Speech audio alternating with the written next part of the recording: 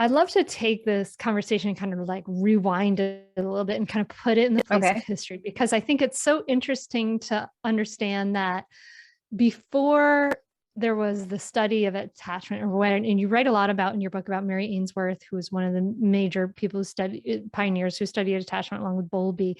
But in that time, like the 1940s and 50s, the prevailing scientific view was this behaviorist view where Yes.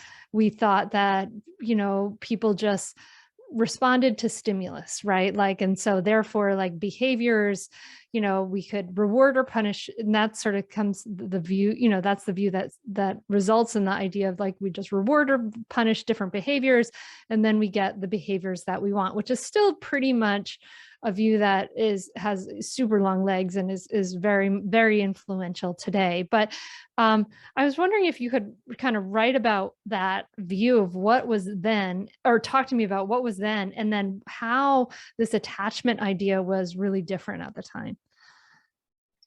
Sure. So John Bowlby was a psychiatrist in England, and he was looking, excuse me, at children after World War II who had been, who lost their parents and were in orphanages. Excuse me. And the prevailing view of the time, but again, it's always sort of like the experts who go against what every parent knows, So the experts were saying, well, children really just need, they'll be secure. They'll forget about their parents. All they need is someone who's going to give them food and shelter, and the child will be just fine. And John Bowlby was seeing that, in fact, he was dealing with these children who were grieving their parents.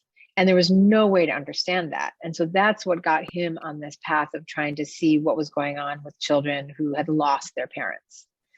And that it was a particular person that they missed. It was a particular person that they loved. It doesn't mean that that can't ever be healed and they can't love again.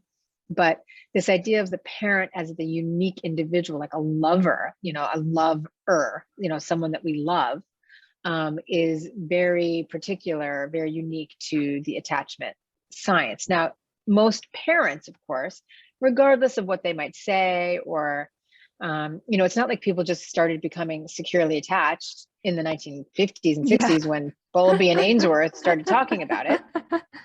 This is human nature. This is what we do.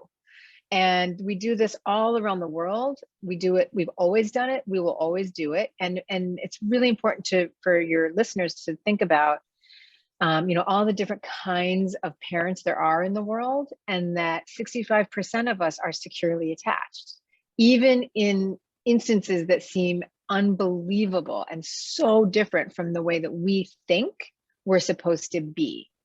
So I always like to remind perfectionistic mothers about that, to like let down the guard a little bit. So that's what sort of was happening in the science. And so when Bowlby and Ainsworth came along, when Bowlby originally came along and said the relationship between a parent and a child is in fact a relationship, people really balked at that and said, are you kidding? Like, parents are just drones, like just feeding children and, providing care. And Skinner put his baby in a box and all that kind of stuff. And oh my God, that was so shocking. Do you know what happened to this poor child who was raised in the Skinner baby box? She swears that it was fine. She writes about it and she says that, and it could be because she was somehow securely attached. Who knows? I think that the real, I think for me, the most important message here is that it's so important for us to be exploring what's going on inside of our own hearts and our own minds in relation to our children, and less about how we look and how other people look. All right. Awesome. Yes. Even Skinner, who looks insane. Who knows? His daughter stands by him. Well, yeah, maybe she was securely attached. It's so fascinating. But I mean, so that was an idea. Like the science was basically saying, like, let's we can reward and punish behaviors on these external things, and it's not this internal stuff that matters. But then Ainsworth and Bowlby, they were saying like, no, this relationship is really matters a lot. And Ainsworth developed the strange situation. Maybe you could just describe what that is, because it's the title of your book, and it's really an interesting little test that Sure. had a life of its own. Yeah, so the strange situation is a procedure that when Bowlby came up with this idea that relationships matter among parents and children, and I certainly did not, when I said before, mean to imply there's any kind of like romance between parents and children when I said love. It's just that there's love, the way that we feel love for anybody. I mean, that's the human heart. And so I understand that can be a very sensitive area, so I wanted to clarify that. But so he came up with this idea that parents and children have a real relationship. People balked, including Mary Ainsworth, who was working with him on his projects at the time. She didn't believe it, because she was from the Freudian view that children and parents exist in sort of like, they kind of coexist psychically, but that what was most important was what was happening intrapsychically, like in one's own mind and fantasy and dream. It's very individualistic view, basically. Exactly. Right? That's exactly right. Yeah. Psychically. So yes. So then she went to Uganda and started studying this and seeing it on her own. And she saw immediately that Bowlby was right, that in fact, the mothers and babies that she saw, and she was there, by the way, because her husband had a job there, was doing a research project. So she didn't go there to study it, but she figured, well, I'm going, I don't really have a choice, so I may as well study this thing that I've become curious about. And she saw right away that what she saw were in fact real relationships that had many of the same rules of engagement that adult relationships have. People want to be heard, they want to be seen, they want to be listened to. All of us do, babies, teenagers, who I have in the house with me now, adults, old people, mammals like contact. We like mirroring. My dogs like it. So she began to see that this was true. And then she became obsessed and very steeped in it and really wanted to understand, okay, so this attachment relationship is true. How does it work? When does it happen? How does it change over a lifespan? What is different among different people? And so that's when she became interested in classifying different kinds of attachment, and that's where secure and insecure attachment came from, was from her studies. So she was in Uganda, then she went to Baltimore because her husband went back to Baltimore. That's a whole nother story. And she she wanted to replicate what she did in Uganda in Baltimore. She wanted the most different population she could possibly find on the planet. And so she went from very, traditional African women to suburban moms in Baltimore in the 1960s, which I think is pretty good, pretty different. Yeah.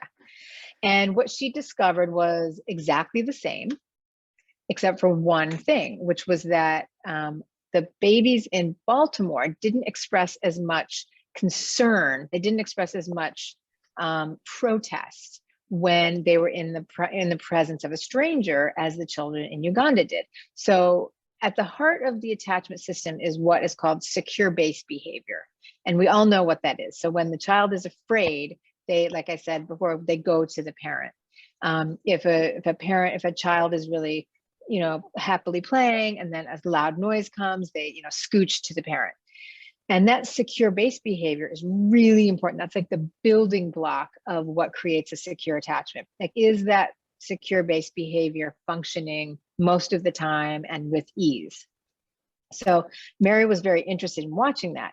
In Baltimore, she didn't see as much of it because the babies weren't as frightened of her as they were in Uganda. So she was really curious about that. Part of it was that the babies in Uganda had never seen a white person, and she was a white person. So that, that enlisted a kind of threat feeling. So she could see that, she could watch their secure-based behavior with her in the room. in Baltimore, that wasn't happening. And so she devised, along with one of her students, this thing called the strange situation, where she would take the babies into the lab at Johns Hopkins and put them through a very, not too stressful, but semi-stressful experience where they were left, where they met a stranger, they were left alone with the stranger, and the mother returned. And over time, they saw that what was most interesting was not what happened when the baby was left alone or met the stranger, but what happened when the mother returned. In other words, could the baby bring themselves back to regulation with the help of the mother? Was the secure-based relationship functioning well? Mm-hmm. And so this became the gold standard for attachment security observations around the world, and still is today. It's been done tens of thousands of times in every population you can imagine around the world, and continues to show very robust findings that, within this 20-minute procedure, we can see by the time a baby is 1 how strong their secure-based behavior is, which usually leads to a kind of security in attachment by the age of 1, which has been shown to have long range effects, which does not mean that, this is the end of the road by the time you're 1. It shows a kind of tendency, but it certainly is not written in stone. There are all kinds of things that happen, positive and negative, to change a child's attachment pattern after they're 1. Catch new episodes of the Mindful Mama podcast and other free resources, including the Mindful Mom Guide at mindfulmamamentor.com. You can listen to every back catalog episode, including interviews with Dr. Dan Siegel, Janla Van Zandt, Sharon Salzberg, and get meditations, join our private Facebook group, and more. Go to mindfulmamamentor.com now. I'll see you there.